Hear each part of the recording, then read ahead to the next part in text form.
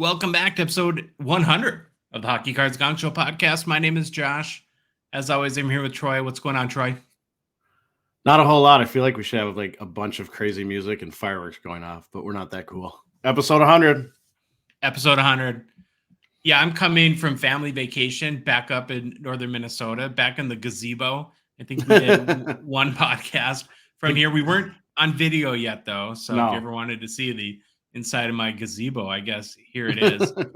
It is crazy cold here in northern Minnesota. Like, I'm dressed for like winter right now. And we were here just a few weeks ago, 4th of July. It was so hot you could barely sleep at night.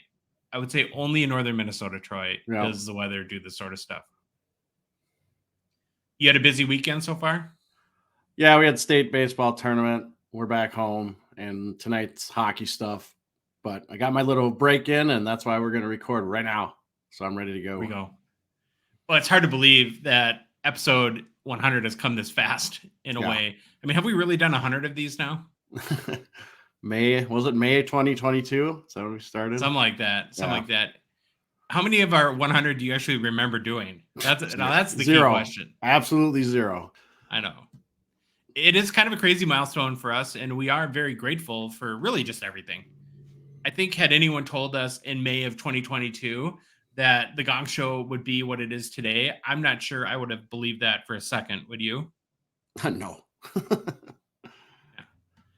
And really, I don't know what to say, but we just want to thank all of you for your support of our show. We love making this show, and the fact that so many people listen, or I guess watch now on YouTube, and send us kind words and messages, even critiques, which we're okay with.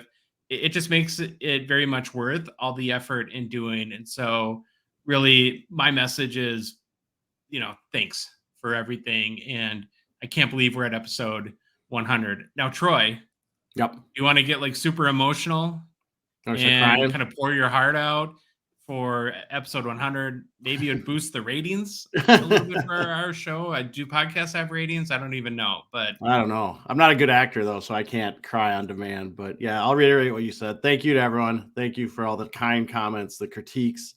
It's funny when we say critiques. It's like, I know it hurts my ego, but it's always well-intentioned, and it actually probably is very helpful, and we take everything into consideration.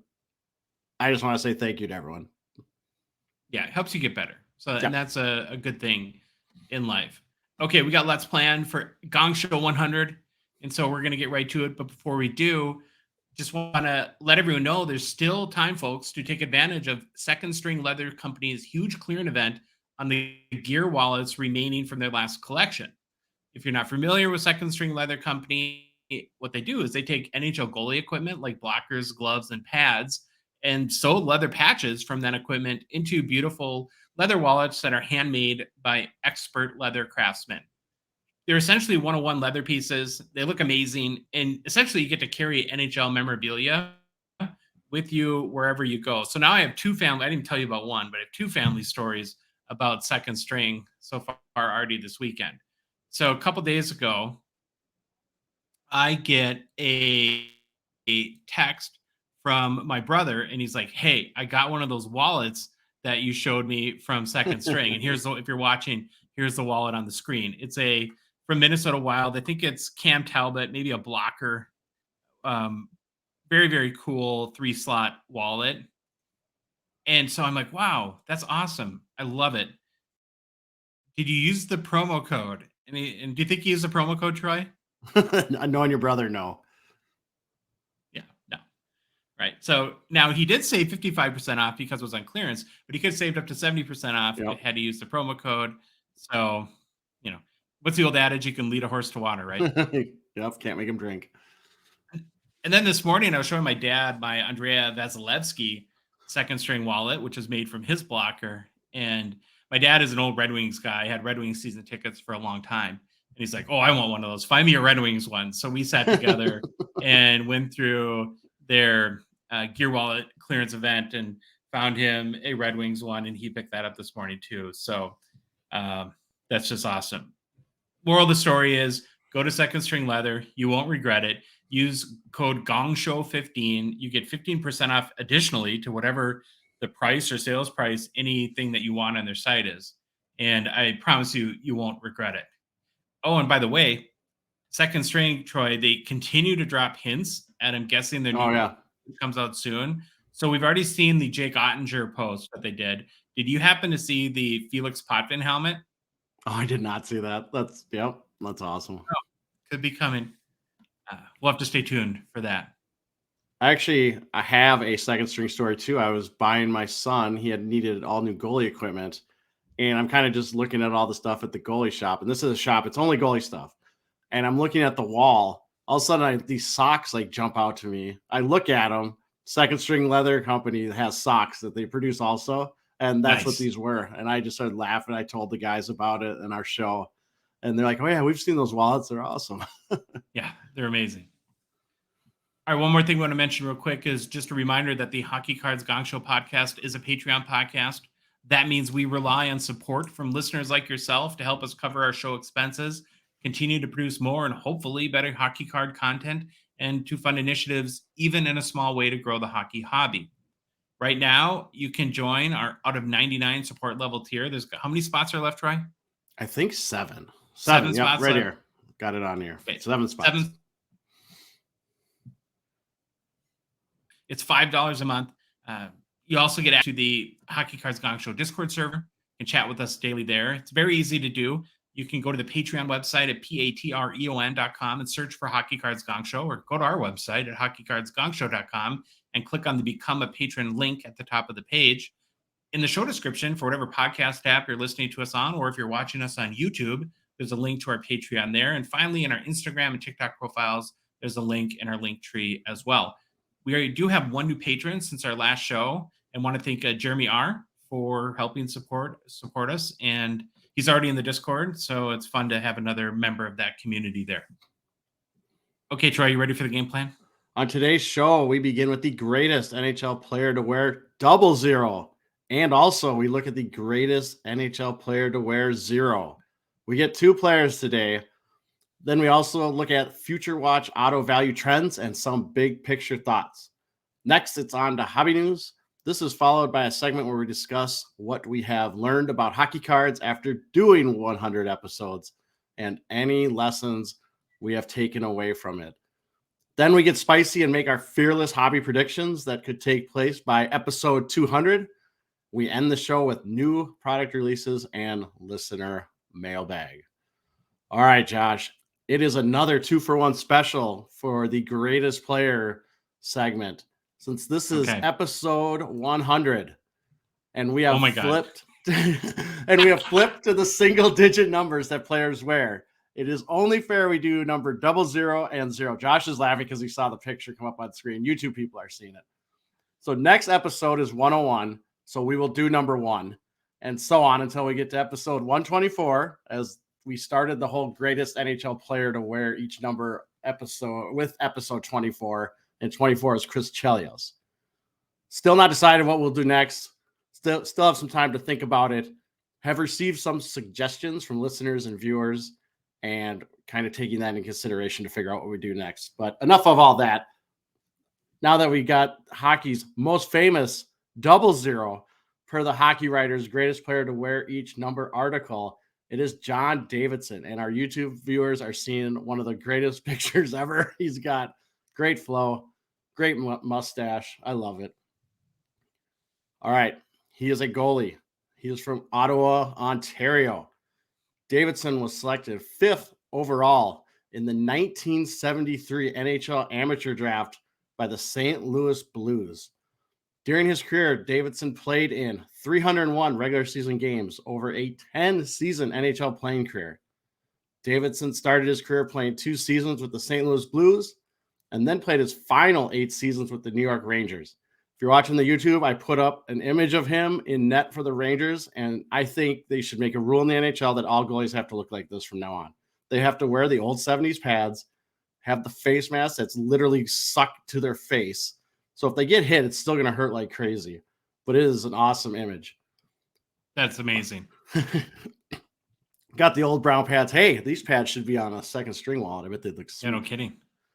His awards and accomplishments. So nothing really for his playing career, but he is a one-time Lester Patrick Trophy winner for service to hockey in the U.S. think that's the first Lester Patrick Award trophy winner we've had.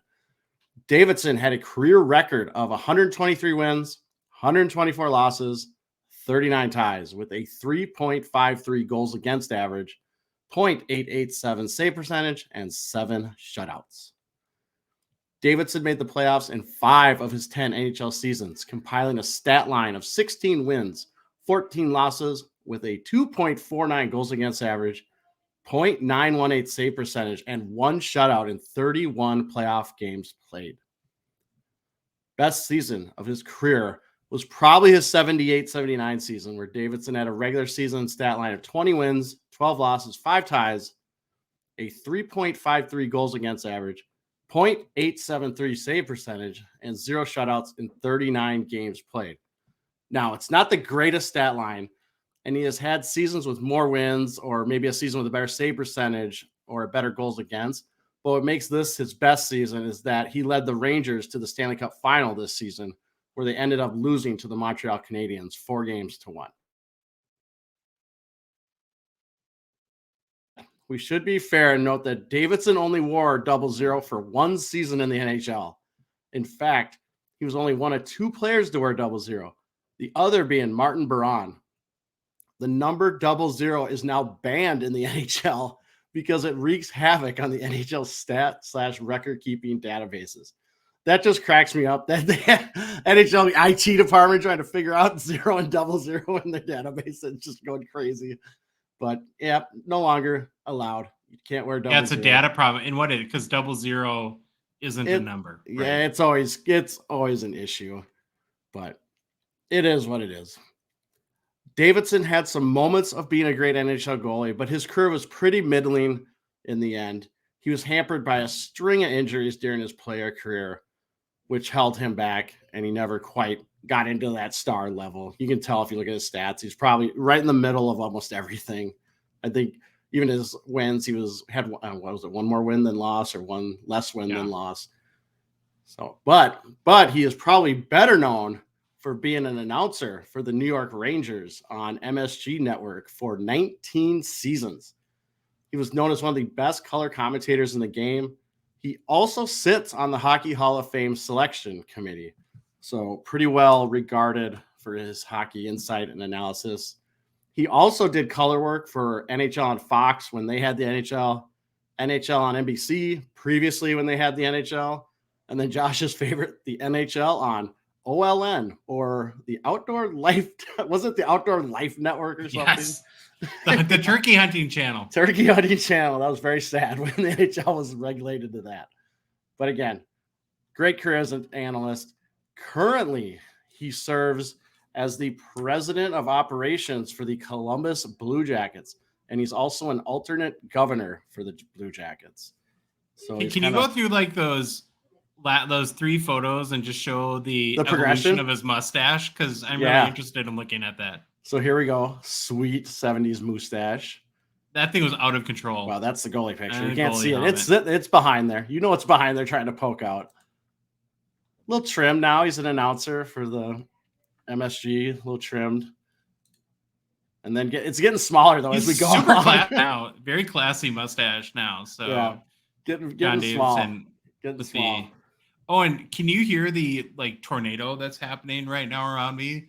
I cannot. Torrential downpour. Oh, well, it just adds ambiance. Maybe we'll put someone to sleep, or maybe people can use this as ASMR. Or whatever. ASMR when they go to bed and listen to the gentle sounds of Josh's Gong Show gazebo. I like it. Go. All right, so fun facts of John Davidson. Why did he wear 00? John Davidson said it was on the suggestion of Phil Esposito. He also stated that he got a ton of fan grief going to opposing buildings with the 00 number because they would say, hey, that's not your goals against, or is that your IQ? Stuff like that. So that's really the reason he wore it. Not much more to it. His nickname, JD, pretty basic. A lot of John Day. Yeah, basic. Anyone with a JD is a JD. Yeah. He is the first goalie in NHL history to jump directly from major junior hockey to the NHL. Really? That's pretty interesting. Davidson was the inspiration for the song Double Vision from 1978's album Double Vision by Foreigner. members of the band who are Rangers fans were watching a playoff game between the Rangers and Sabres. Davidson was shaken up when a shot hit his goalie mask. As he was recovering, announcers Jim Gordon and Bill Chadwick said Davidson was suffering from double vision. And there you go. That's why the song Double Vision was named the way it was. That's one of the crazier ones I've seen. It just cracked me up. So had to put that one in there. Do you think anyone ever make a song after the Gong Show? I highly doubt it. Yeah, it would be probably something for a bad reason. Well, it'd be like Yoko Ono screaming just intelligibly into the microphone, and that would be our song. The name of it would be Dumpster Fire. For sure. All right, John Davidson's rookie card is a 1974 OPC number 11. There is also a Topps version of this card, but I only looked at the OPC. PSA 10 has a pop count of 2 with a gem rate of 2.7%, and I could not find any sales of this card through eBay, through Card Ladder, which is usually catches like old sales or anything, but couldn't find anything, which makes sense with a pop 2. The BGS 9.5 has a pop 8 with a gem rate of 44%. So I find that very interesting how one's like 3% and the other is 44%, but it could be there's just not a lot of PSA submissions. I could not find any other sales of this card in the BGS or the BGS slab. I couldn't find any. So what does all this mean, Josh? I'm just going to put it out there. Someone better sell one of these so I have a comp that I can look at in the future. But a 1979 OPC sold. Oh man, I didn't put the grade down. It was it was a PSA 10. It wasn't his rookie card. It was the only one I could find graded a PSA 10. A 79 OPC of John Davidson sold for $153.50 on July 7th, 2016. Not sure that helps, or I just put that in for fun. But that's what we got for John Davidson. His rookie card's kind of cool looking. Yeah, I like it. Again, he's got the brown pads, the sweet hair, the mustache. Just looks great. I love it. I love 70s goalies. Just so iconic looking. All right. We got to go. We got to keep moving. We're on to number 0. Hockey's most famous number 0 per the Hockey Writer's greatest player to wear each number article is Neil Sheehy. Audrey. Josh, have you heard of Neil Sheehy? Nope. Okay. And I'm kind of shocked that I would have bet a lot of money that the greatest number 0 would have been a goalie. Yeah, that's what I thought too. But again, it's only like 1 or actually 2 guys have ever worn it. And really? I didn't write down the second guy because it was a long time ago. And then he was the one who wore it most recently. All right, she is a defenseman born in Fort Francis, Ontario. However, Josh, because I am a good Minnesotan, he actually grew up in International Falls, Minnesota, which I'm showing a picture of where it is. It's basically Canada. So I don't know if he can claim he's from Minnesota. Right on the border. Yeah, it's right on the border, way up north.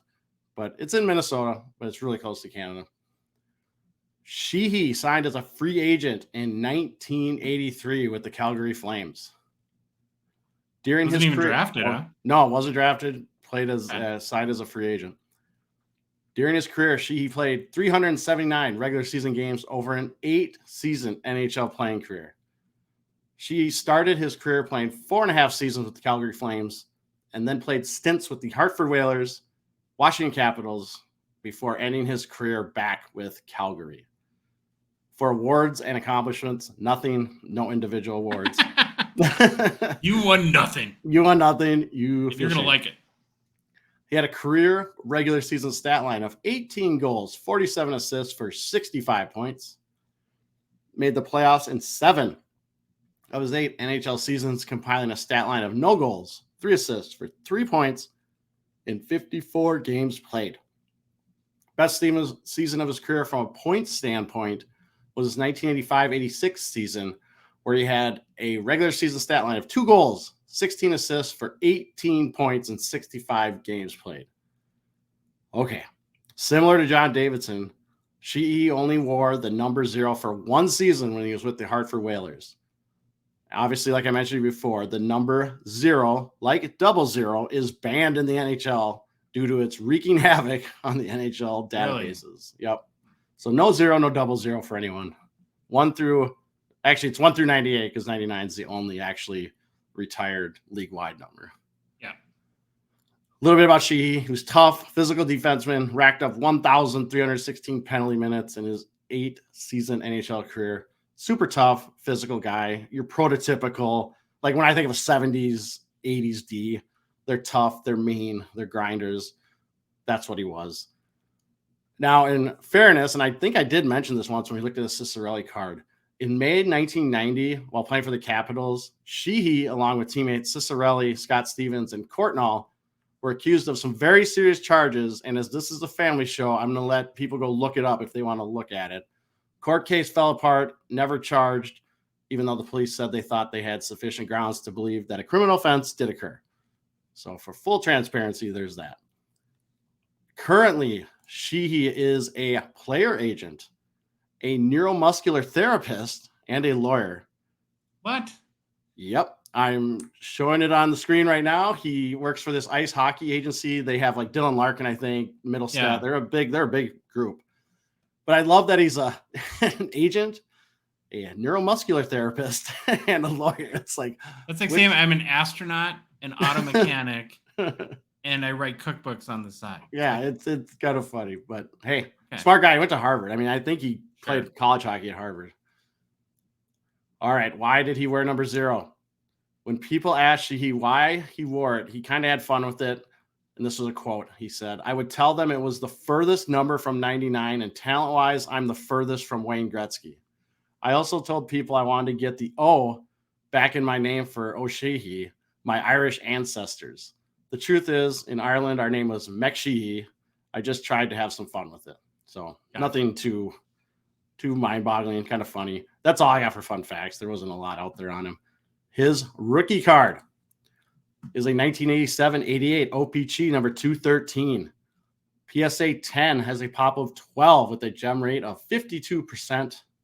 Last sale I could find was on April 25th of 2022 for $105.50 US via eBay, verified through TerraPeak.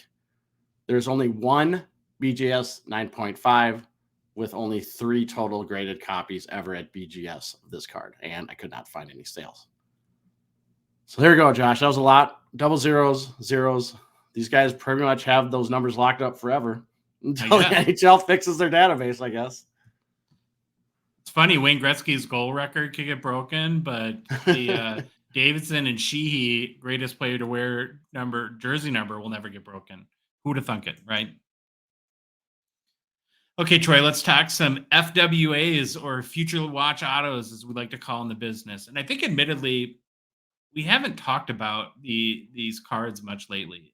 You know, we say they're one of the 3 most important cards in hockey, along with the Young Guns base card and the Cup RPA out of 99 or 249. And I've kind of had a hunch, I guess, over the last 6 months or so that, man, I just feel like that these cards values have been dropping. And so I spent some time this week, dug into the data a little bit, and I think what I found was pretty interesting.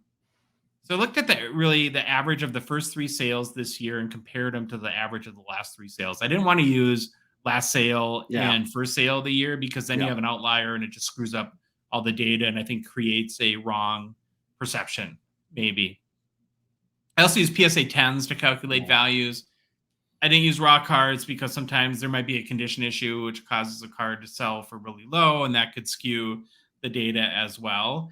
And then I looked at guys from 2020 and earlier, given that 2021 SP Authentic just came out in April. So you're going to have the immediate effect where values are going to be real high. And it's only been a couple months since then. So I thought that wasn't a fair comparison. No. So we're going to look at a bunch of the values. Well, I guess one other note, Troy, is I did also look up just where the hockey market is year to date. And looking based on Card Ladder, the market's down 11.5% since the first of the year. So that's one of the measuring sticks we'll use to kind of see if Future Watch autos are up and down, and how does that compare to what everything else is doing. So the first guy we look at is Cale Makar. Ever hear of him, Troy? I have heard of him. Yeah, he's pretty good. Had it down here maybe a little bit? I don't know. A little bit. He's a 2019 Future Watch auto at a $9.99 from SP Authentic. So the first 3 sales of the year averaged $2,491 US. So just about $2,500. Now compare that to the three most current sales, so a little over 6 months later, those sales averaged $1,756 US. So he's down about 30% year to date. And remember, the Future Watch Auto, that the hockey market is down about 11.5%.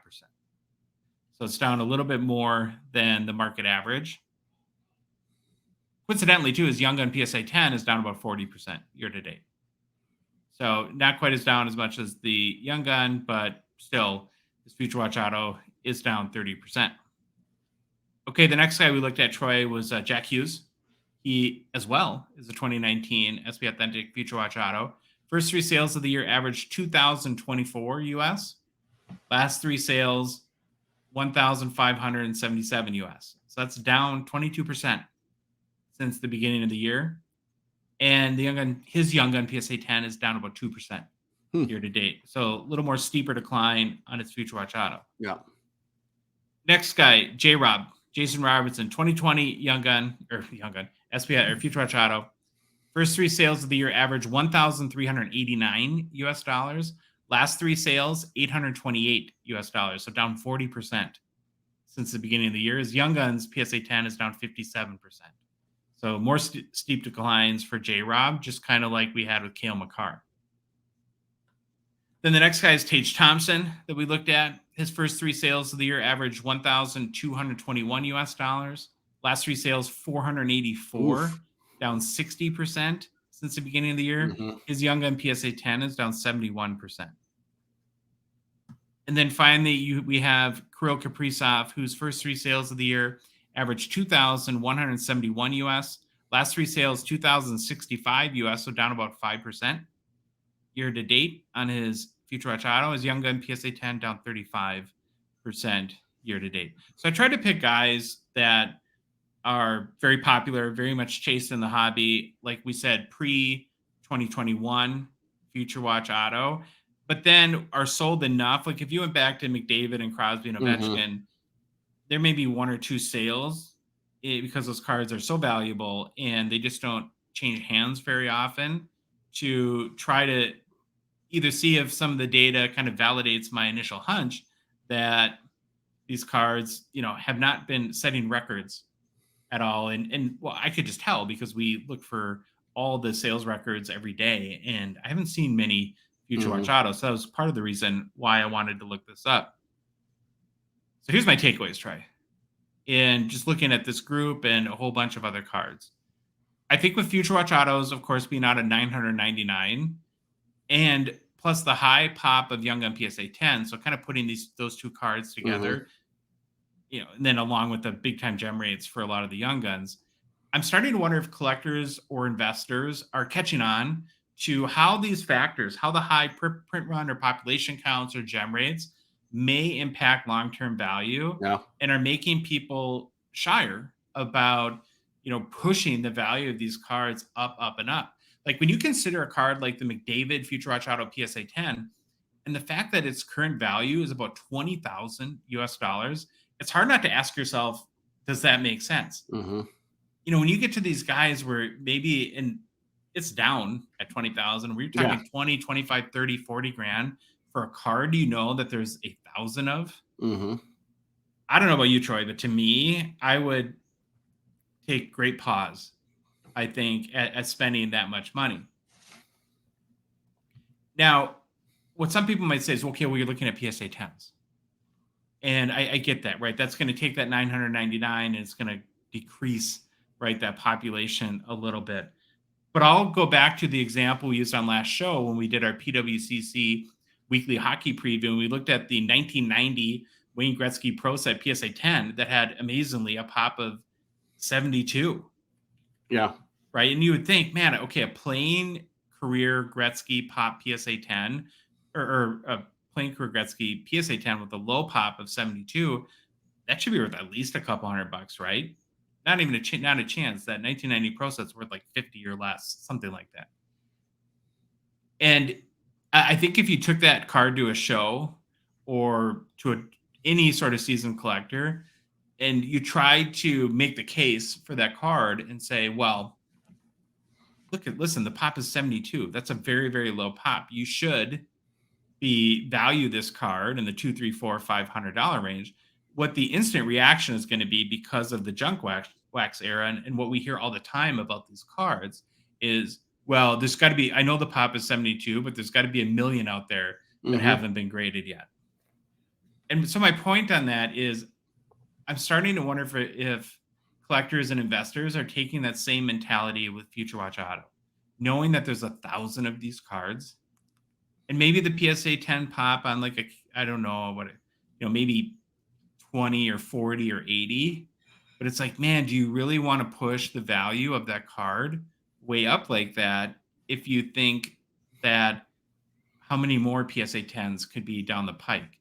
If it's 80 right now, could it be 400 at some point? I think you're dead on, because that's been a theme, like I'll say in the past, I don't know, a couple months of our show, or maybe last 15 episodes, where we've kind of talked back and forth.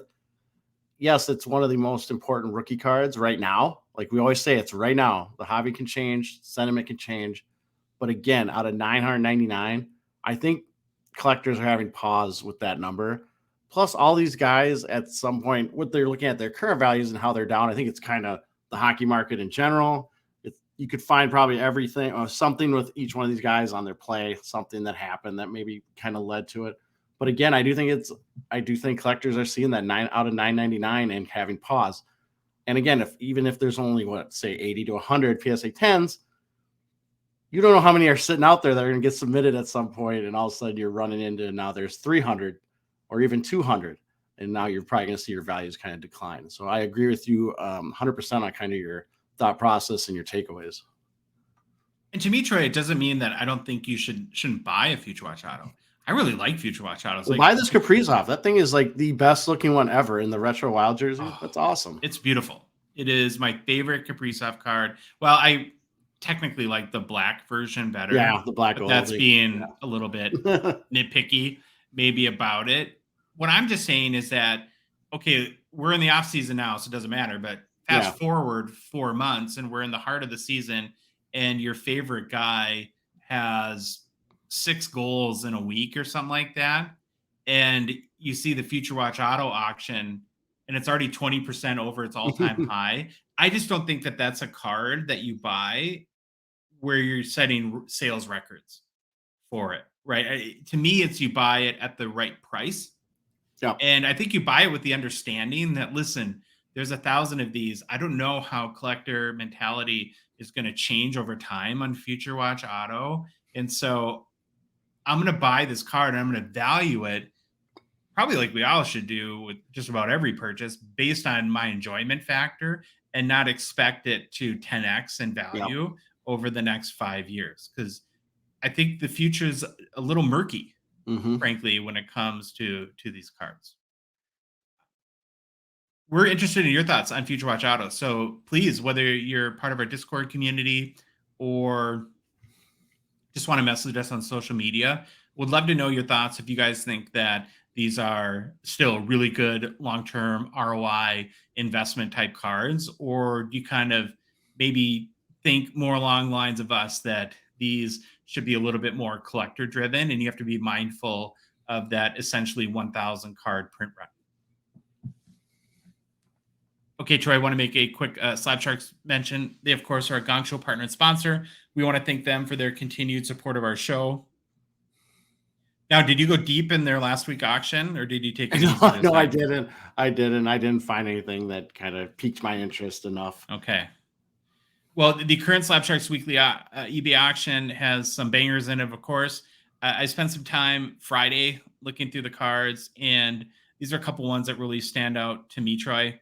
So there's a 2021 OPC Platinum Austin Matthews Retro Golden Treasures 1 of 1 raw. That's a sweet looking card. Yeah, that's very cool. Really, really like that card.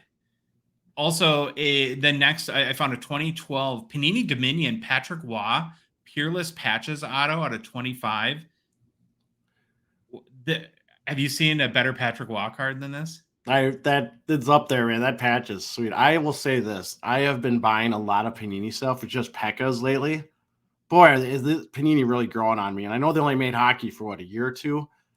But wow, I am really liking the Panini cards that I've been buying of Pekka. and I probably should go look at more of those, but they have been looking fantastic. This is a great looking card. Absolutely great looking card. Okay, Trey, the next card I found is a 2022 Upper Deck Arbor Jackeye Young Guns High Gloss out of 10. Don't see high glosses come up for Young Guns very often, so kind of a cool card. And I don't know if Jackeye will be, the world's most fantastic player, but he's a fan favorite there in Montreal. And then lastly, a 2018 Upper Deck the Cup Dominic Hasek auto out of 12. How cool is this card? Yeah, that's awesome. And the old colored Sabres, yellow, blue, and white pads, the Heatons, those are sweet. Yeah, just love this card. Well, there's tons of great cards in the auction, of course, and be sure to check out the auction, check and place your bids. You want to head to slabsharks.com for a link to the auction there. And if you just happen to be a Canadian hockey card collector, I'd like to think, Troy, that we're honorary Canadian hockey card collectors by now. But, well, anyways, if you want to turn some of your cards into cash, we'd recommend using Slab Sharks for eBay consignment. You may ask, why Slab Sharks? Well, they make it easy to sell your cards on eBay because they essentially do all the work. They take the high-res images, list your cards, answer buyer questions, hunt down payment, ship the cards to buyers in both the US and Canada as well. And your cards are also included in their very popular and growing weekly auctions on eBay that get tons of eyeballs. So visit slabsharks.com for complete consignment information. Okay, we're going to roll into hobby news. I don't know if you saw this, Troy, but Leo Carlsson signed in, I think, a 3-year entry-level contract with the Anaheim Ducks that'll pay him, I believe, $2.85 million US total. Boy, NHL rookies are cheap, huh? You're on mute, Troy.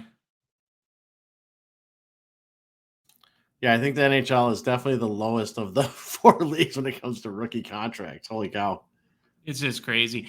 And much like Fantilli, I think Leo was pretty undecided right around the draft whether he'd return to Sweden to play another year in the Swedish Hockey League. But he must have gotten reasonable assurances that he'll be with the NHL team, or at least have a really good shot this year, because he went ahead and signed that entry-level contract. And you think, well, okay, why would this be important? Well, number one, he could very well have an impact in Anaheim right away and help them maybe be a little bit better team this year, or help Zegras produce more, or, some of the other young talent there as well. Also, it's kind of setting up where, we know, or we assume we were going to have Bedard starting the season with the Blackhawks. It looks like Fantilli might get that chance as well. And now Leo Carlsson. So you could have the top 3 picks in this year's draft, conceivably, Troy, as Young Guns in Series 2 next spring. Yeah, that'd be nice. Yeah, it'd be really nice. And especially if they all play well. Yeah. People could go just nuts for that release. Okay, I want to move on to the Gem Mint June grading report. We're a touch late on this, but I do think it's worth it to quickly review Gem Rate's June grading recap, as I view it as an interesting indicator on the hockey card market and the sports card market as a whole. So overall in June, a pretty healthy grading report in the sports card world. PSA, SGC, and Beckett all showed month-over-month growth, and only SGC was down slightly year over year. Pretty healthy month-over-month growth, though, for SGC, and Beckett had a nice month as well, too, with the month-over-month perspective. In June, PSA graded about 31,200 hockey cards, which is up 4% from May, but only about 3% of total cards graded by PSA. Isn't that crazy to think about? Yeah, that's crazy, but it's kind of what we always think. It's just when you finally see it in actual data it's kind of sad, but it makes sense. It has a lot of room to grow. We'll take the glass half full approach there. SGC graded 1,600 hockey cards, down 35%. It's kind of wild to see that big of a drop in a month. But yeah, I'm not sure what happened there. And Beckett is flat at about 2,200 cards graded in June. So if you look at, 1,600 plus 2,200 is 3,800. That gives an even 36,000 graded hockey cards by the first big 3 grading companies last month.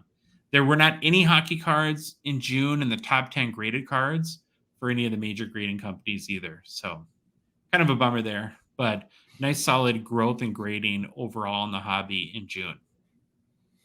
Well, Troy, it wouldn't be a show without Fanatics news, would it? Yeah. Yeah. A couple of quick stories that we wanted to mention. So another new Fanatics company is launching. Those seem to happen every week too, called Fanatics Events. Per its name, it's an events company that plans to host its first shows or reimagine card shows or events in 2024, which of course will center around collectibles. They have plans to expand later on and to like add athlete appearances and events around music and pop culture brands. Some wrinkles they plan to add to, I guess, differentiate their shows from traditional ones are event exclusive cards, limited edition products, trading floor, B2B marketing, and education. So, thoughts on Fanatics getting into one more sector of the hobby, Troy? Makes sense. They're just going to keep growing and growing and be the 800-pound gorilla, and they're going to get into every little segment. And I bet they're also going to be smart, though. If something doesn't work, I bet they get out pretty quick if they're seeing it's not going the way they want, or else they just throw a lot more money at it and, and figure it out. But it's what I kind of expected. It's kind of what a lot of people expected once Fanatics got into sports card market and what their plans were after hearing them talk. It seems like they want to be your one-stop shop and have every little segment of the market covered. Mm-hmm. And of course, speaking of Fanatics, got this from our guy, Coach Co on his TikTok. He's got a great TikTok channel. I don't know what the heck you call it, TikTok profile, or you should go follow him there. It does a lot of industry news and kind of keeping everyone up to date on current events. Well, he had a story about the Fanatics Live breaking agreement, I guess, in the terms of some of the terms and conditions on there. And it feels a little restrictive, I guess, from what I think everyone will be used to from a breaking standpoint, whether you break traditionally on Facebook or Instagram or whatnot, other platforms like that. Basically, what they're trying to do is reduce the main factors that kind of would lead you to think it's gambling. Yep. So really anything with a random outcome. Yep. And you're like, well, what is that? Well, that's from things like spin wheels to duck races, dice rolls. There'd be not a lot on the platform, but also the big one, Troy, is random team breaks.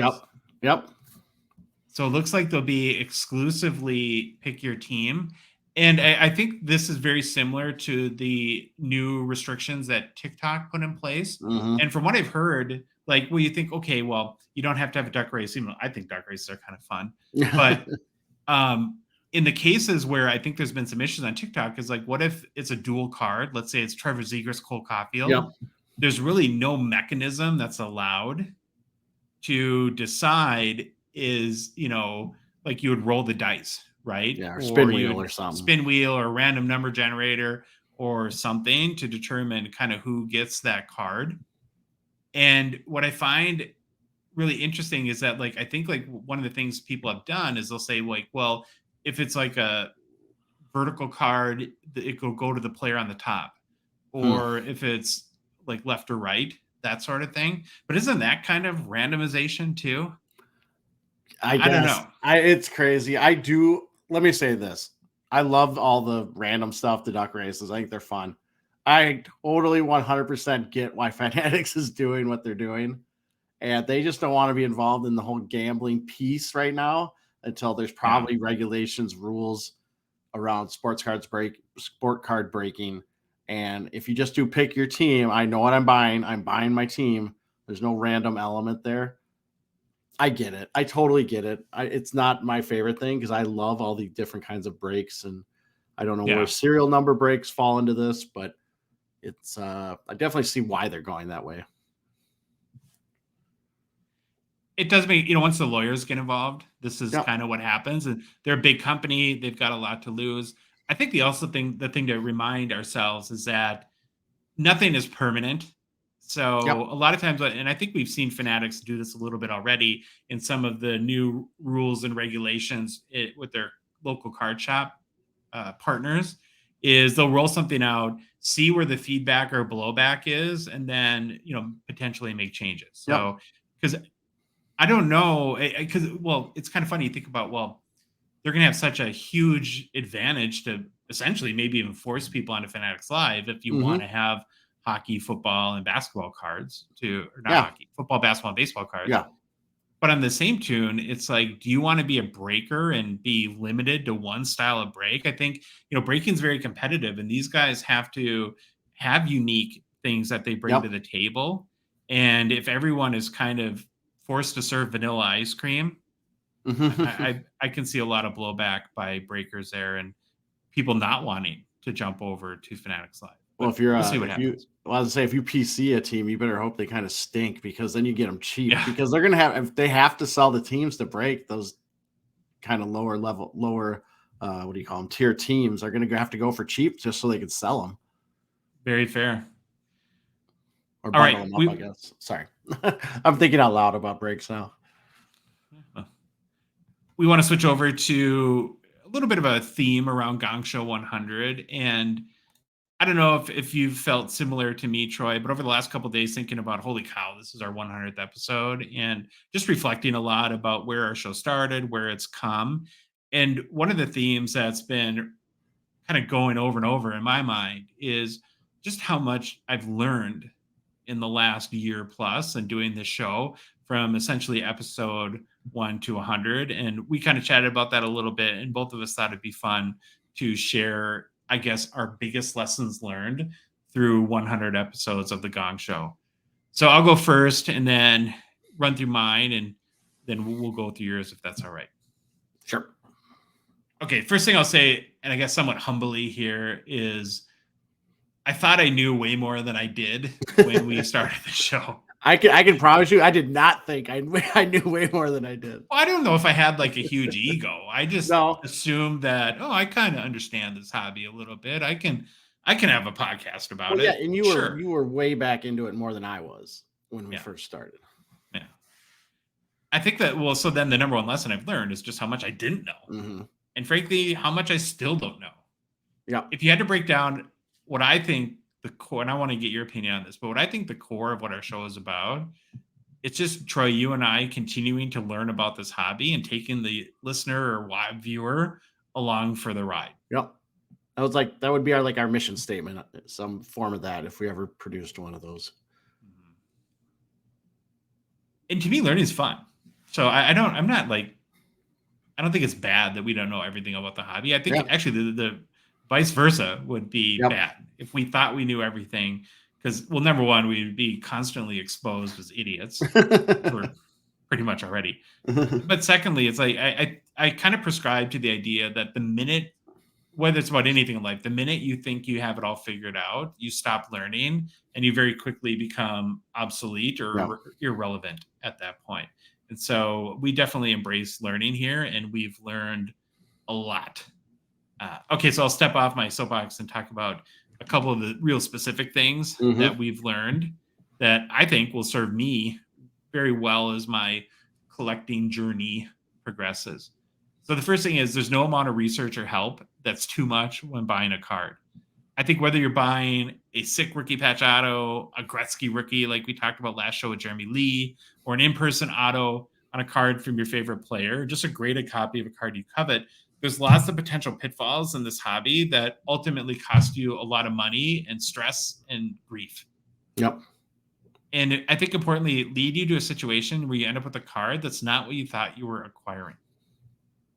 I bet, and I don't know I think the dollar amount would be different from everyone, but I'm sure most people have a card that they spent what they would consider a healthy amount on. And a month later, they're like, I don't love this. Yeah, not so great.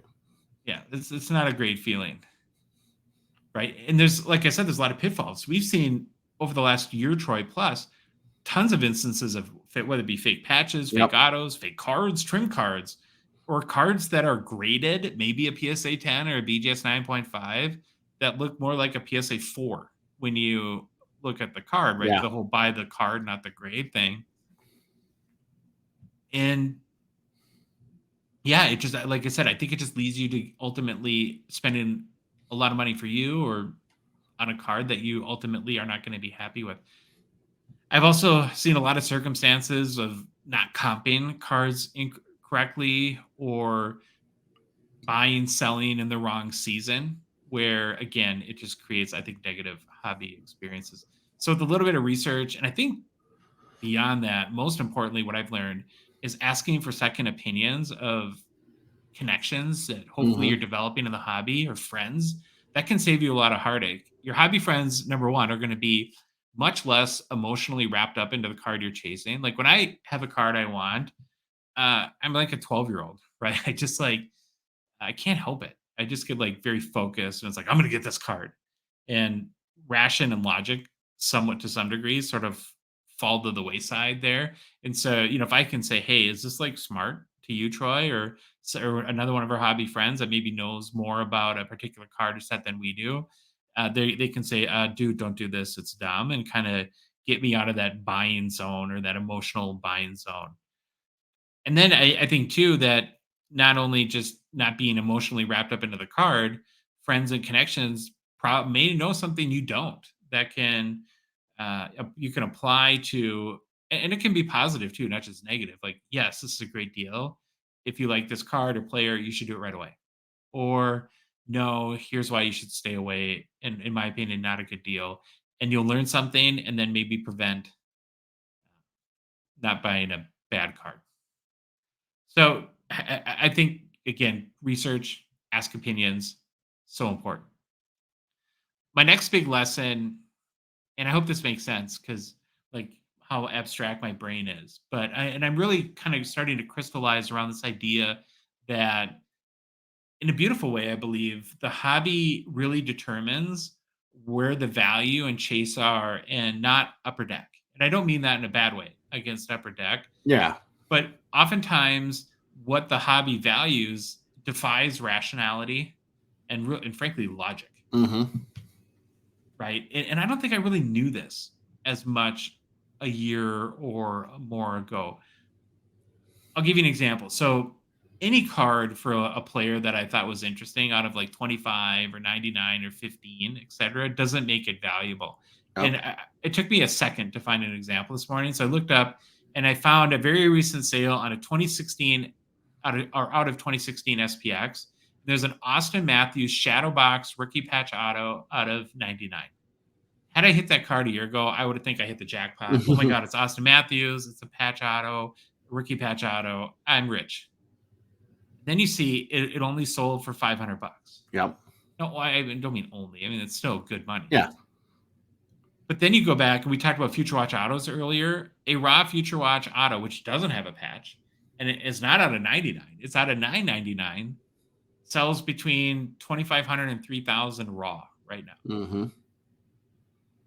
And again, if you took somebody off the street and you kind of tried to explain them the basics of like how the sports card world works, and you say, here's a rookie patch auto, so it's got the autograph, it's got the sweet looking patch from the jersey, and it's autographed, like I said, and then only 99 cards were made.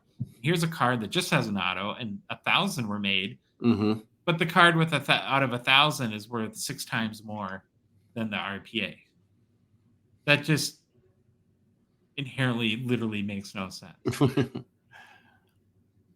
But the more I kind of learn about this and understand it, Troy, the more I see, in my mind, the beauty of it.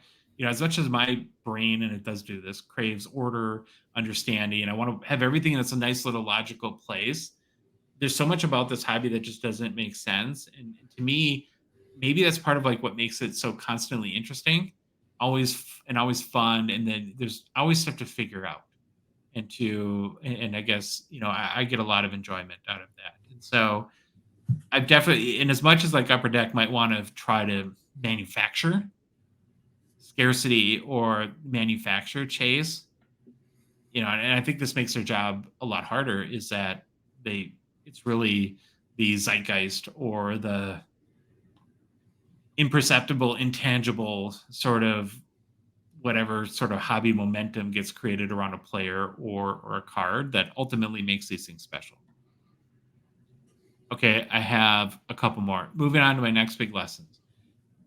I don't know about you, Troy, but I didn't exactly realize the discrepancy in the distribution of good hockey cards between the US and Canada. Oh, I had no idea.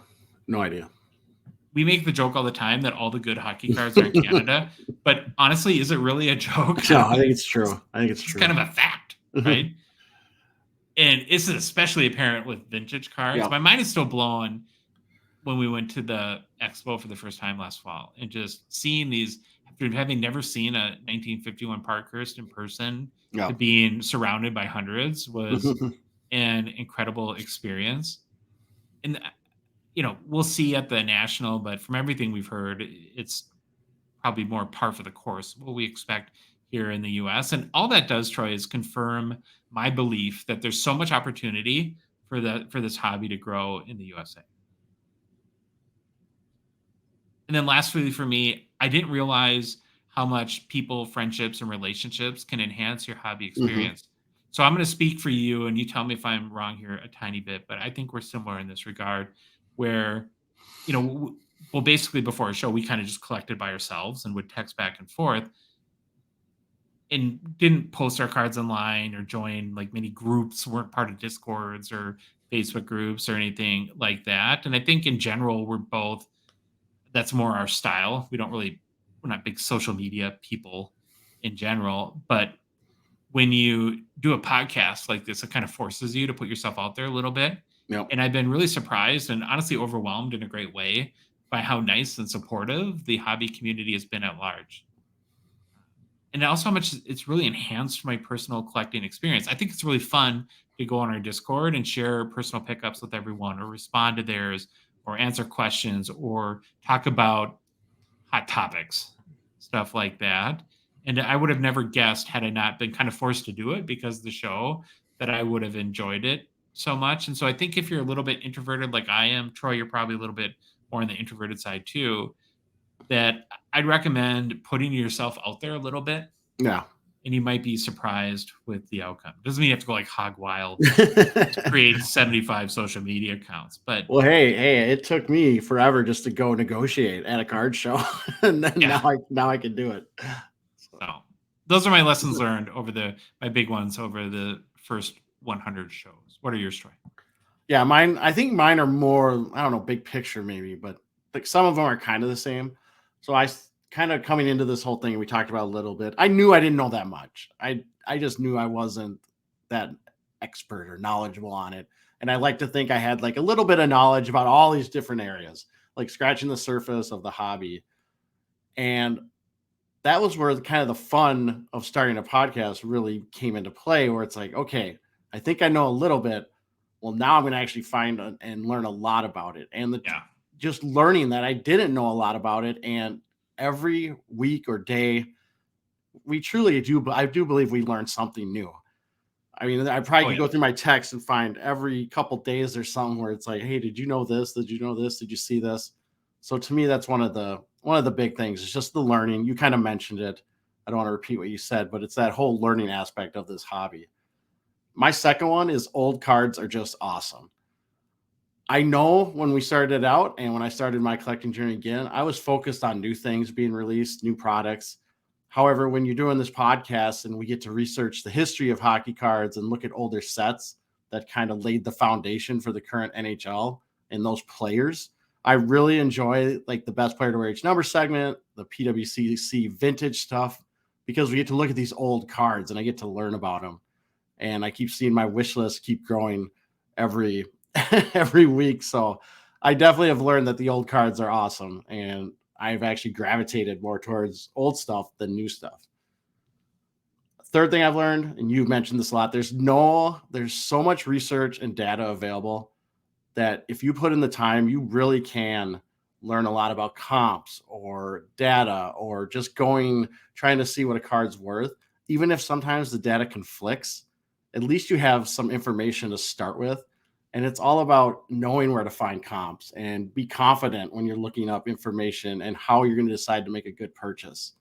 That has really helped me. I think us putting the Gongshow rules together on our website as a guiding factor has really helped me. I've learned a lot from just doing those pieces. Yeah. And again, don't want to reiterate all the data stuff, but yeah, the comps and stuff that's out there, all the data you can find, I had no idea. I didn't know it was that big or that easily accessible too. Yeah. Next one is I will never get over the excitement of ripping open a hobby box. I know the ROI is terrible, but I've learned I'm just a little kid, like on Christmas, and I just want to rip open wax. So I don't think that will ever change. And I guess I learned that around the way too. You are a huge fan of I love ripping wax. I love it. I mean, what do you think the ratio is of hobby boxes you buy to singles? I don't know. That's a good question. I don't know. I mean, I do buy a lot of hobby boxes. Yeah. But it is fun opening wax. It's just And then my last one is and this is kind of talking about the friendship angle, but I came at this a little different. I will say this: when we first started the podcast, I knew it was going to have to go on social media. I knew it'd be out there for everyone to see, and I was very, very cynical. I was cynical about internet communities. I was cynical, like the Reddit hive mind, all that stuff you hear. And one of my fears was that we would start the show and we'd have 100 messages telling us to go jump off a bridge because we are horrible and don't know anything. And I can say this: it has been the exact opposite. The hockey card hobby community has been the absolute best. The people are fantastic. We've made a ton of friends I never dreamed I would make when we started the show. Plus the amount of people that are willing to share advice and give you info. And look, people have sent us cards, which is just truly amazing, or giving us cards at a show is mind-boggling. And everyone is so kind and willing to give either constructive criticism or advice to help us in our journey and help improve our show. And that was one of the huge lessons I learned. I thought everyone was cynical, I'll be honest, but the community has been fantastic. So those are kind of restores your faith in the internet a little bit. Yeah, a little bit, for sure. For sure. You remember how afraid we were when we first posted to Reddit? I know. I thought we were just going to kill. I couldn't even really look. I was just like, oh my God, here we go. But it's going to be a bloodbath. All right. Well, that was us looking in the rear view mirror a little bit, which is kind of fun to do every time. But now I thought, well, okay, let's switch and let's look ahead. And because we're nuts and we're gluttons for punishment and we're going to get probably tons of hate mail, we thought it'd be fun to look towards episode 200 and make some fearless predictions as to what the hobby will be like at episode 200. So 2 years from now, right? Is that what we're going to generally? It'll be about a year from now. It'll be about a year from now. Oh, yeah, we do two. Wow. 2 weeks. Talk about not knowing your own show. I was still thinking we did one episode a week. We have to have a meeting where I explain to you how the show works. Sorry, let's explain to you the show again. Okay, so I don't know how many you have, but I came up with 5 fearless predictions. So this is stuff that will occur by, or just will be the situation or whatever it is. I screwed it. Like, I was totally thinking 2 years, but I'll still read mine. Okay. Whatever. I'm a bonehead. It'll be fun. Okay. So by episode 200, I think Jack Hughes will enter the hobby top tier along with McDavid, Crosby, Ovechkin, and Matthews. So then instead of when there was 4, there will be 5. What are your thoughts on that? I love it. I want like some soundbite I can play, like that emotional damage guy or something. I just want to hit some button. Hey, it's not bad. It's fearless. It's not guaranteed. Not guaranteed, but it's also that's a pretty easy one. Here's where we're gonna start to get nutty. My prediction is Adam Fantilli will have a better rookie season than Connor Bedard and win the Calder Trophy. Ooh, spicy. We're gonna keep it rolling, Troy. My next fearless prediction: Tage Thompson comes back down to earth. Sorry, Buffalo fans. Well, every year somebody's got to regress, right? Yeah. Somebody that's good, and I had to pick someone, and I don't know. I just have a feeling about Tage, but I hope I'm wrong. My next one. Well, okay, let me go. Do you think that that's crazy? Would you be surprised if he Tage maybe Thompson had like 32 goals next year or something like that? Oh, when you come out of nowhere like that, it's really hard to keep going, and especially when it's taken a while. But I don't know what I think about Tage Thompson. I want him to keep going, but I agree that every year someone regresses. Yeah. Look at our boy, was it John Huberdeau up in Calgary? You just don't want to be him. Don't be him. Don't be him. Okay, here's a big one. An NHL player will score 70 goals next season.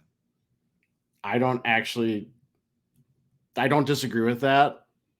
You'll see why when I get to my fearless predictions segment. Okay. There's kind of I bring up something that could kind of tie into this. Well, I just keep looking at the scoring trend that goes up and up. And hey, I mean, I'll talk about that too. You're exactly right. That's why I don't disagree that we might see a 70 goal score. It's kind of crazy. I think the NHL's due for it. It's been, it just feels like it's percolating. Yep. Okay, my last one. I saved the best for last. This is a doozy. Yeah. I think a Canadian team wins the Stanley Cup in 2023-24 and ends the 30-year drought. And it's just so hard. You have so few Canadian teams against this whole plethora of teams down in the States. It's well, I'm basically saying it's either going to be Edmonton or Toronto. Yeah. Because those are the ones with the most realistic. Yep. I would hope. I want Edmonton, but again, I know Toronto's my new whatever we came up with the one time. They're my Canadian team I cheer for. So. Yeah. Oh, and the only other thing I'll say is about the Anafantile one. I'm really strongly rooting against that for the hobby, but I just felt compelled to do it. So yeah, that's my fearless prediction. Okay, Troy, what are your fearless hobby predictions? With the caveat that I'm a bonehead and I was thinking a little more long term than a year. I said, here's mine. I think Fanatics is becoming an 800-pound gorilla, and at some point they're going to sit there and be like, well, we need to continue to grow. And I think hockey will be in their sights at some point. I don't know when, but I think they're going to make a play for it, either going after Upper Deck or going after the NHL and the NHLPA to be the exclusive partner with them to switch. Now, Upper Deck did resign with the NHL and the NHLPA in October of 2021. I don't know how that long that deal is. My guess is 5 to 10 years is what I'm just guessing. I looked that up, Troy. What is it? Do you know it? It's not definitive, but it's believed to be at least through 2026. Okay, so that's about what I was thinking. So 5 to 10. And I just think Fanatics isn't going to sit there. I think they're going to eventually try to do something. And I don't know if the NHL would ever switch. They've talked about it. They said they entertained offers in the last negotiation, and Fanatics was in there. But they also say how they have a great relationship with Upper Deck, all this stuff. So maybe that's the case. Fanatics goes after Upper Deck. But I do think at some point Fanatics is going to make a play at hockey. Well, it makes sense because they already do all the jerseys and apparel. Yep. They already have the relationship, and that's just my thought what's going to happen. And I don't know if it's going to be trying to get the agreement, go after Upper Deck, or do something else where they just try to sign people away from the NHLPA and do exclusive stuff with them. I don't know, but I think they're going to at some point do something. The one thing I would add is that I know money talks. So at the end of the day, that could very well be the largest determining factor. Yep. But I do believe Upper Deck has done a great job really aligning themselves with the NHL. They're the title sponsor of the draft. They're heavily involved in the games in Europe. They're putting hockey card stands in arenas. And so they seem to be more of a partner with the league than Panini or Topps ever was with baseball, football, basketball. Yep. At least that's my perception.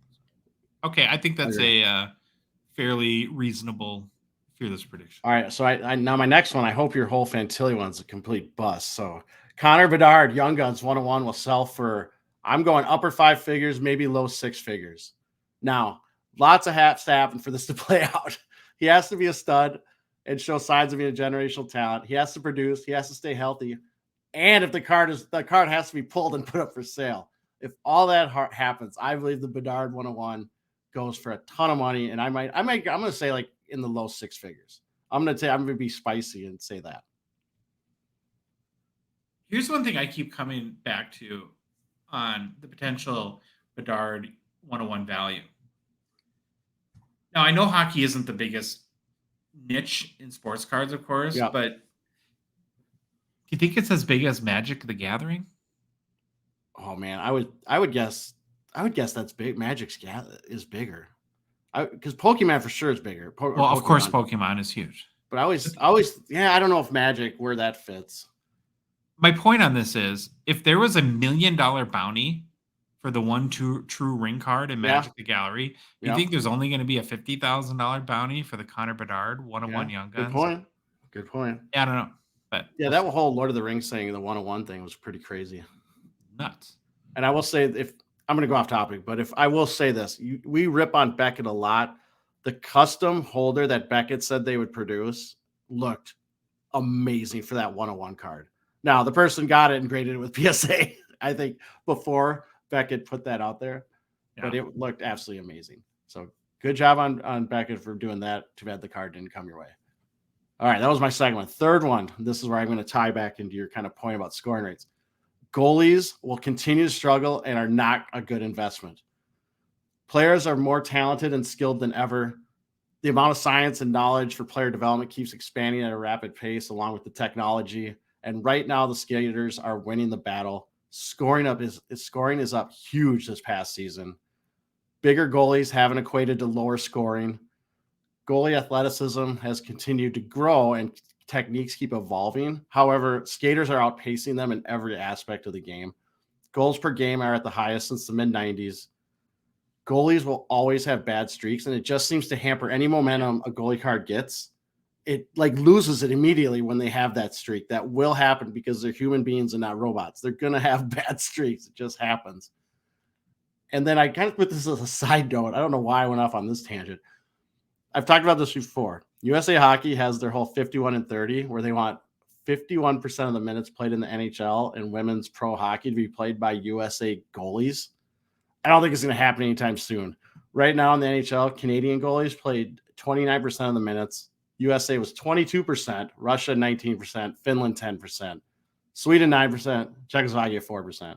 Other countries below that. I don't know why I did it. I spent way too long pulling all that data for about 30 seconds on our show, and it totally was off topic to this whole goalie thing. But when we first started getting back in this, we always heard goalies are kind of blah, blah, and I'm like, whatever. Goalies are awesome. I'm a goalie. I'm going to invest in goalies. I like goalies. It's true. They're not the greatest investment, and I think they're going to continue to be a poor investment. Not that all of them are bad investments. You can find little runs here and there. You got to be very good about your timing. I tend to agree with you, but I might throw a little bit of a curve. Well, I don't know if it's a curveball. I don't know what the right term is, but maybe just add something to this to think about is that, so if you're saying that like Ottinger, Sorokin, Shesterkin, all these very contemporary guys are going to be really tough because of the amount of goals that are being scored, the momentum swings in their game. Could that be maybe is the investment opportunity in guys like Patrick Waugh, Martin Brodeur, Dominic Hasek, that kind of crew whose careers are over. Their legacy is cemented. Agreed. Yep, their legacy is cemented. So if you're interested in goalies and you don't want to ride the roller coaster of the guys currently playing, that I think it's a little tougher with guys like Jacques Plante or Ken Dryden or Kerry Sachek, where most people don't have a frame of reference of them or their career, but maybe these more contemporary guys, and it might even help kind of the next tier down, like the Cujos and Potvins and Eddie Belfour and some of those other ones get a little more prominence in the hobby too. That's interesting because that tier you just mentioned, we see that a lot from people. Like, how can Cujo not be worth anything when you look at his career and everything? And I wonder if it's a great point. Maybe reemphasizes or eyeballs go to that next level down, or these legacy guys that have been retired for a while. Okay, so for two guys that don't remember our show, we need to somehow find a way to write it down or remind ourselves at episode 200. We got to go back and look at these and see how we did. It'll be like opening up the time capsule, right? So little Gongshow time capsule. Okay, we need to make a quick mention for PWCC, who is another Gongshow partner and sponsor, been wonderful supporters of our show. We're very grateful to them for that. The July PWCC Premier Auction is live, Troy, with a total of 93 sports cards in it and one lonely hockey card. Although it is a doozy, it is a 2015 The Cup Connor McDavid limited logos out of 50 BGS 910. That is a sweet card. Very, very nice there. Here, put it up. I'll tell you, put it on the screen. I have it up here so people on YouTube can see it. Done. There it is. So now everyone knows what it looks like that's watching on YouTube. Looks cool. Very cool. I love those limited logo cards. Yeah, the patch window is so big on them. Yep. So I'm sure you're going to bid on this card. Pocket change for you, right? If you want to head over to pwccmarketplace.com, place a bid. You can even gift it to me if you ultimately decide you don't want it. Buyer's remorse, whatever that might be. Yep. Yep. So that's the one card in the premier auction for July. There's also 222 hockey cards in this week's PWCC weekly auction. You can see them all, of course, again at pwccmarketplace.com. On Thursday's show, as we always do, Troy and I will pick out and highlight our favorites from both vintage and modern. All right, there's some new product releases news. I feel like there hasn't been any for like the last couple of weeks. Oh, man. Been a little weird there. We have a couple new sets. So one set that was announced, and then we got a checklist. The first set that was announced is 2021-22 Ovation, and you kind of went through the checklist and are ready to break it down for us. Yeah, well, it wasn't even a checklist. It was a fact sheet. Oh, fact sheet. You're right. And so 21-22 Ovation, very interesting. It's going to be another ePack exclusive. However, this one is an ePack exclusive, but all the cards will have a physical component. So remember that. There's no cards that are digital only. They will all have a physical component. And then also, if you've heard about Ovation Hockey, it was actually its own standalone release for the last time. It looks like 2009-10 was the last time Ovation Hockey was released as its own set. Yeah, so now it's back. I'm wondering if this is a trend where Upper Deck looks at some of these older sets and maybe says, hey, we like that. Let's bring it back and go the ePack route and see what happens. I'm going way off base, but I'm really curious on the decision-making around making this all physical cards and an ePack exclusive. It seems, is this an experiment for something down the line, or I'm wondering what's going on? I think you're right in your assertion that they're looking for brands to resurrect for ePack because they probably want more ePack exclusive releases and sets, and they don't want to take anything away from a card shop. So if you're it's very hard to make Synergy or SPX at this point ePack exclusive because now you're taking something away versus resurrecting something that people didn't have in the first place. And the other thing that, maybe making them all physical or having physical components to them is maybe addressing a feedback from collectors. Yeah, could be. I would assume so. I just hope that they convince ComC to take better scans for them. Yeah, that will be. I mean, that's the thing I'm most interested about. What do the scans look like for this one? Now that we had the last one where it was kind of rough on how they brutal. look. Yeah. All right, let's get into this. I'm going to leave up this picture of the Ovation kind of, I don't know if they want to call it the box cover or the image cover, just so we have something there. All right. So at the base set, Ovation will have a 150 card base set. Veterans make up the first 100. Josh will be happy. There's only 50 rookies. Out of that, there's no, what was it? That's a big factor for me. That's one thing I really look at now with new sets is how many rookies are in the rookie checklist. So I like 50 a lot more than 100. Yep. The base set will have levels of parallels. There'll be gold foils, which are 1 per pack. There'll be standing ovations out of 500.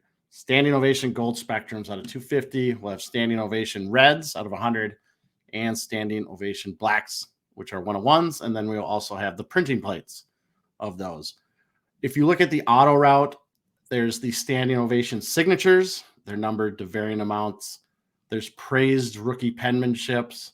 There's non-rookie praised penmanship cards. I do know all the odds. I'm going to let people look them up because it would take forever if I start reading all that. Both levels of those praised penmanships have gold parallels numbered to 25. There's also lauded signatures, which also have gold signatures. And those are serial number to 15, those gold versions on the lauded signatures. For inserts, lots of inserts. They have the Upper Deck glass card, which are those plexiglass cards. Are those ones that are like, I don't know if they're the monster. Thick. Let's look. I was trying to find an image of one and I couldn't. Well, if you're on YouTube, you're going to see me kind of scrolling through. But like that one you found, which was just a monster piece of plexiglass. I don't know if that's it or if they're more like the ones we saw, like that Marsha Show rookie or not rookie autograph card I had, which was like that thick plastic card. Yeah. So you're going to have those. They got the standard Upper Deck glass rookies and Upper Deck glass stars. Those are going to be numbered to 349. There'll be parallels, gold, red, blacks are going to be available. They're also going to have magnifying marks, which keeps with the Upper Deck glass theme. and they'll have parallels in those of gold, red, and black. There's going to be world premiere inserts. It's one of the inserts that was in the previous release 10 years or whatever, 14 years ago in Ovation's past that's making a comeback. It's got parallels of gold, red, blue, purple, pink, green, aqua, and black. There's also superstar theater and lead performer inserts. There are some of the lead performer inserts will also have autographs. Then there's also high regard rookies. And it looks like those will also have autographed parallels available. And then the other inserts, kind of rounding out the inserts, are captivating, big hand, bravo, and round of applause. So again, good amount of inserts, good amount, not crazy amounts of parallels. We don't got like 50 parallels per card, but it seems like they're still trying to find that magic number of parallels between having too many and not enough. And then it looks like pretty good amount of signatures here and there, and some of the inserts having signatures. The configuration right now, what's being released on the fact sheets, it will be 8 cards per pack, or is that 8 cards per ePack, 12 packs per box, 6 boxes per case is the configuration. Yeah. On average, if you open a box, you'll get 1 autograph card, which that's what I like. I like having at least an auto, supposed to be guaranteed. 1 numbered upper deck glass card, 5 additional serial number cards, 3 world premiere cards, 2 insert cards, which could be captivatings, high regard rookies, lead performers, etc. I have the case break stuff, but I'm not going to read that. You can go find that if you're interested in case breaks. Release date and pricing are to be announced, but hopefully are coming soon. Yeah, it's tough with these ePack exclusive releases where we don't have any price context, because with the physical cards or products that get pre-sold on online retailers, you get that pre-sale pricing. Yep. And with Ovation not being out in so long, I have no idea where. What does your gut tell you? Is it a lower end set? Are they positioned as a high end set, or? Yeah, I don't know. I'm not sure. I'm not 100% sure. I do like, so if you're watching YouTube, I'm kind of scrolling through the cards. I do like the look of them. I will say that. I like the look. I think it differentiates itself a little bit from the other set. That's what's hard when you have so many sets. It's like, how do you keep differentiating from these? But again, like I think these, like if you see on my screen, the Mo Sider, the high regard rookie signature. I mean, to me, that looks like a speckled rainbow, right? A little bit, just kind of like that. But yeah, I don't know where this would fall in the pantheon, or where the old set fell in the pantheon of stuff. I mean, I'm guessing maybe upper, lower, somewhere in there. Middle, somewhere like that. Yeah, it's like upper, lower, middle, somewhere in there. But still cool. The other news on new releases is we did get a checklist. It is for 2022 Skybox Metal Universe Champions, scheduled to release Troy on July 26th. There is one hockey player in this year's Metal Universe Champions, Wayne Gretzky. Last year, if you recall, Upper Deck had a couple more. I think they had Shane Wright and Matthew Savoy were in 2021 Metal Universe Champions, but just Wayne this year, though. You'll have a base card that is Aqua Parallel, Silver Dots Parallel out of 299. There's going to be a base auto and then a gold auto parallel too. There's 6 different Gretzky PMGs, 6 PMGs, Troy. I don't know if this could be foreshadowing at all to 2022-23 Metal Universe Hockey. But there's a red out of 100. There's pink out of 75, blue out of 50, orange out of 25, green out of 10, and purple 101. It's kind of interesting. Purple 101 PMG, not gold. There's a 1997-98 retro base, and then a red PMG out of 90 and green PMG out of 90. So again, Upper Deck going back to the well on 97-98 retros. Yeah. For Gretzky. Then there's a bunch of Skybox premium cards of him that with a couple 98-99 Star Rubies retro designs. As you probably recall or may know, Metal Universe Champions is not licensed, which admittedly keeps me away in general, as my personal preference is for sets and cards that do have licensing. And by non-licensed, we mean that you won't find a team jersey or logo along with the players. They just have the license use their name and not any of the league or their corresponding leagues branding. Couldn't find any of the Gretzky cards on the sell sheet, so it's hard to see like what the designs. Yeah, I brought up the site just to see if a Gretzky was on there, and there wasn't. Yeah. So I scrolled through it, and there was just. I'm just gonna leave it on Tiger here. I think last year it was a exhibition jersey that he had worn for some event or something like that.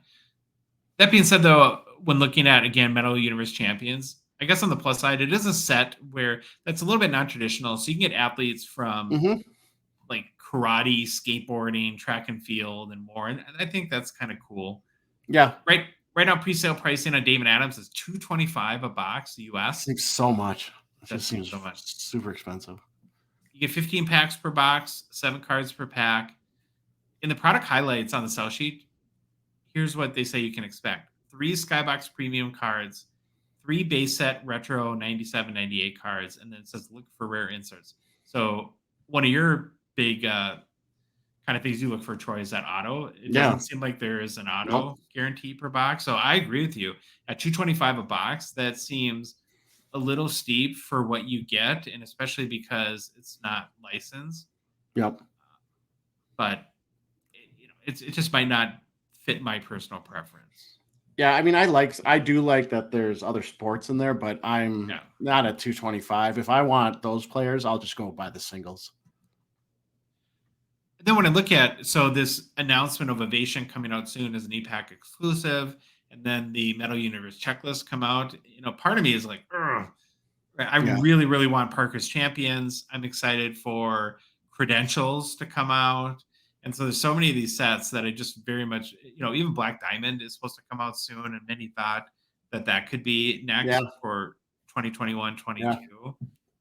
But we'll just have to wait, I guess, a little bit more for those. All right. Going to end the show like we do every Monday now with Listener Mailbag. And thank you to everyone who sent in your questions again. We've got some great questions this week. Going to get right into it. So from Instagram, Sports Cards GTA, you guys should give a mention to the Crosby Ovechkin Showdown card. It's super sick. I think you found a picture of it too, didn't you, Troy? I did, but then I forgot where it was and I lost it. If you talk for a sec, I will find a picture. It's a pretty cool card. It's one of those lenticular cards, I believe that's what you say. So you kind of move it one way and you see Ovechkin, the other way you see Crosby. Maybe like a specialty card or something like that. What surprised me most about it is, given it's a rookie card year card, maybe not a true rookie card. I don't know if I don't want to get into that whole thing. But I would say here's a picture of it. This picture is absolutely horrible, but it's the first one I could find. You can see it's if you're watching the YouTube, it's showing Ovechkin. Now, if you tilt the card, you see Crosby, and then the back has like kind of a little bio Gretzky or Crosby versus Ovechkin rookie showdown. I agree, very cool card. I was a huge fan of sports. I think they're called Sport Flicks. Sport Flicks. Yeah, Sport Flicks, or the lenticulars. I had my little Herbeck where he's swinging. It was a baseball card, so it's a very cool card. Surprised me on this card is that I looked up some values real quick because I was curious. Last sale for a PSA 10 was July 9th for $225 US. I thought that, given it's a 2005 in both their rookie years, that's not a bad card at that amount. So you said that you're kind of a fan of lenticular cards? Yeah, I've always liked lenticulars. I know they're probably not, some people probably don't like them at all, but I've always found them kind of intriguing. Especially because I grew up with Sport Flicks and kids, and it's just kind of the nostalgia piece that I like. Are you a bigger fan of lenticular cards or saying the word lenticular? I have a lenticular Clerks 2 card I think I got from Zero Cool I bought it on eBay from the National or whatever that was. Was that last year when they were doing that? Or Clerks 3? I can't remember what it was for. Or no, right, I'm going to go off on a Kevin Smith tangent now because I can't remember what that card was for. All right, sorry. Next question, Instagram, Top Shelf Cookie Sniper 88. Which Chicago Blackhawk card will go up most with the Connor Bedard effect before the NHL season starts? I'm going to put my money on Lucas Reichel. First of all, I think he's, of course, newer. His rookie just came out. He showed some promise in his limited action last year. And in my mind, he's still at the more of the potential stage of his career, where guys like Taylor Hall or other guys that they brought in would be, you'd almost have to resuscitate a little bit of their hobby momentum, where Reichel at this point is still on the come up. So I'd put my money on him. Yeah, I said Reichel, and we've already seen it. We saw it the night of the draft lottery when Chicago won, and ComC got ran out of Lucas Reichel cards or Young Guns cards. All right, next question. Instagram, Maximum Sports Cards. What's the product to open value-wise? Like SPA or Ice? Or Platinum or Ice? I'm a huge fan. Maximum of the 2021-22 Ice set. I think the price is very reasonable, number one. And then when you add into the fact that it's got the 2020 bonus pack, where they're, like the Kaprizov or Jason Robertson, Tim Stützle rookies, and then the amazing exquisite collection inserts, plus Ice Premiers rookies, there's a lot of opportunity, or I think more so than many other sets, to hit a monster card, frankly. And I was thinking too, Troy, this might not be a bad one to keep sealed, like in your closet or attic for a couple of years too. Maybe down the road. Of course, you and I would open it after about 3 days. Yeah, I could not let it sit there. And like comparing it to other sets, I would compare it from like just the value feel or the ROI potential to maybe even SP Legends Signature Edition, maybe on par with that. So it's right near the top for me. And you asked specifically to compare it to SPA or Platinum. I don't like it as much compared to Platinum because of two things. Number one, the $200 price per box on OPG Platinum is tough. And then the unfortunate centering issues have been, I think lower the ROI opportunity there a little bit. Yeah. And then we've talked about it endlessly, but to me, SP Authentic needs that secondary chase that's embraced by the hobby. And I think it'll happen at some point in the next couple of years, but in order to move up for the rankings, because there's just too many boxes where in your third pack, if you hit your Future Watch Auto and it's kind of a dud, that the box seems a little pointless after that. Yeah, no, I agree with you. So, next question from Instagram, our friend Shanghai Card Collector. Do you think Fanatics will make a move on Upper Deck? Well, we talked a little bit about this. I kind of made my thought known. Fearless predictions. I don't know what to add. They do seem to be buying up everything, so it seems more illogical that they wouldn't make a move at some point. But it's tough to say what the future will hold, and I don't know. I hope it doesn't happen.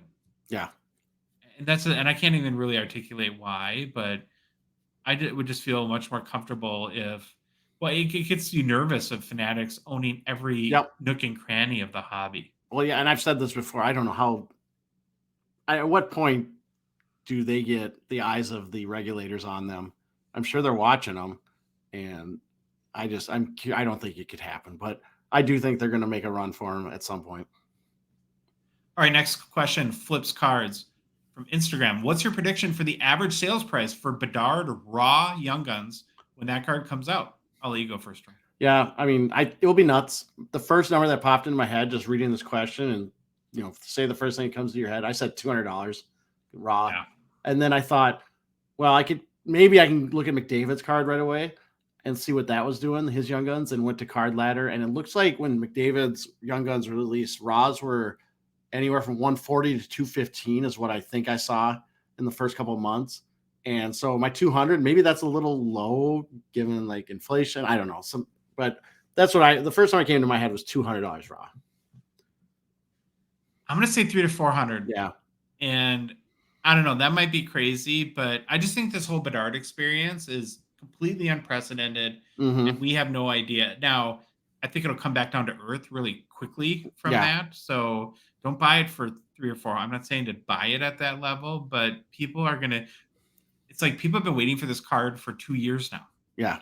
And I think the pent up demand, and then in that moment, you forget that, oh my gosh, there's probably going to be 70,000 of these. There's thousands upon thousands. I want to know who the first. I mean, who's going to be the guy opening a case, sitting at PSA, like sitting in front of the drop off thing, opening cases finding the Bedard, putting it in, trying to get it graded right away. So we got to hunt down the person that pays like $1,000 for a rock card and interview them for our show. I'll trade experiences with him of buying a Kaprizov for way too much. Now watch, he buys it for 1,000. Watch it go to 10,000 or something.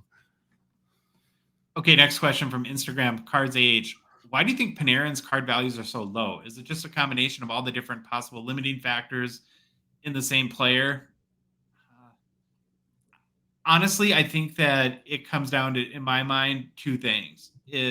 I don't think he scores enough goals, and it's their lack of postseason success. If I really had to guess as to what are the largest factors, and then maybe a third is he just doesn't seem to have. He has a little bit of hype, just that kind of intangible sort of factor in there, but I don't think he's like a superstar personality. That's my thing. It's everything you said, plus he doesn't get marketed. I don't know his personality. Maybe he does have a great personality, but again, we've ripped on the NHL constantly on how I just don't know enough about these guys. And the superstar McDavid, the more I watch him, he doesn't have it. He doesn't have the personality to be that it guy, which kind of stinks. So we'll see what happens going into the future. But when you get your Zegerses, I know Zegers isn't lighting up the world from a stat perspective, but when you get his personality in there, your Kachucks, you need more people like that. Yeah. Okay. Next question from Twitter, Tomcat SC. Are we in a collector's market or a flipper's market? Also, which products are you guys most looking forward to for the rest of the year? I think we're very much in a collector's market. Mm-hmm. Flipping is very scary to me. There is flipping opportunity right now, but we're kind of in that up and down sort of where half the cards are going up, half are going down. Yeah. I just don't know how you would ever get. Maybe there are people that are like this that are just so good at knowing how to anticipate what's going to happen with certain players or certain cards that they can make money, but it certainly is not a slam dunk. And on the flip side, I think you can get some really good deals still on cards that are significant and add them to your PC. And then as far as products that I think I'm most looking forward to, I already mentioned a couple of them. To me, it's really three that come to mind. It's Parker's Champions, Credentials, which I'm really excited about. And then I'm pretty excited about Series 1, just to see how the new configuration kind of plays with collectors next year. Agree. And the market, I think, well, I'm always in a collector's market, so I just gravitate that way. So I'll say collectors. For the products for the rest of the year, it would be Parker's Champions, Stature, and Series 1 again for the new configuration. And those are the three off the top of my head. There might be one I'm missing, but those are my three. And then our last question from Twitter, Dynasty Central. I really like this question, and it's one we haven't had yet. It's, what are your guys' thoughts on custom hockey cards? I'll let you take this one first. Yeah, there's two. I was thinking about this. There's two ways I look at custom hockey cards. There could be one where it's just like, we have a friend of the show, and he has a son that plays hockey, and he wanted to get a hockey card, and he went and got a custom hockey card of his son, which looked really cool.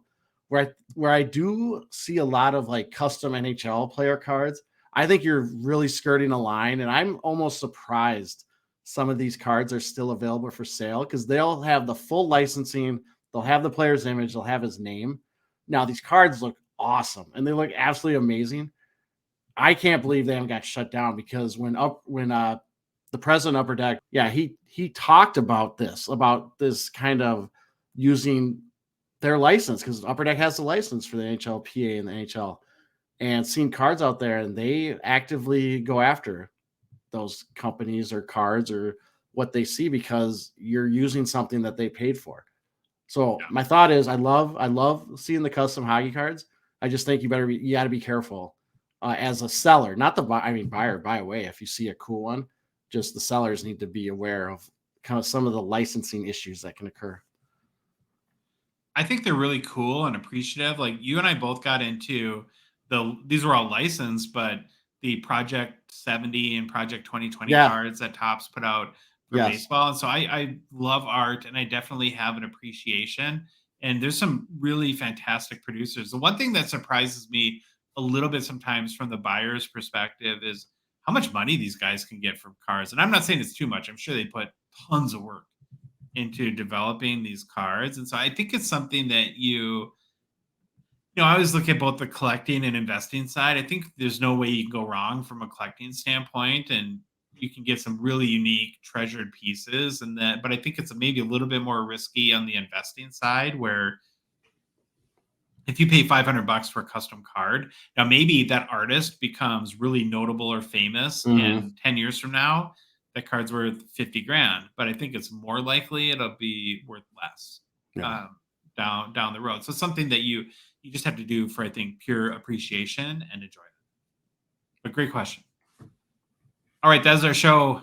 Gong Show 100 in the books. All right, Troy, 100 more, and we'll be on Gong Show 200. Easy peasy, right? Easy peasy. If you like the episode, please leave a rating, review on Apple, Spotify, or YouTube, I guess, whatever podcast app you listen to us on. If you love the show, you want to support us, chat with us every day on the Hockey Cards Gong Show Discord server, please consider a $5 a month donation and join the one of Troy said 7 spots left. Spots left. Out of 99 support level tier on Patreon. The link is in the show description within our Instagram profile. Or you can search for Hockey Cards Gong Show on the Patreon website at patreon.com, or on our website. There's a link there at hockeycardsgongshow.com. If you're not following us on social media, we're on Instagram, Facebook, TikTok, Twitter, and YouTube. And Troy, the Hockey Cards Gong Show podcast is a production of Dollar Box Ventures, LLC. We hope you have an amazing start to your week, and we can't wait to talk with you all again on Thursday.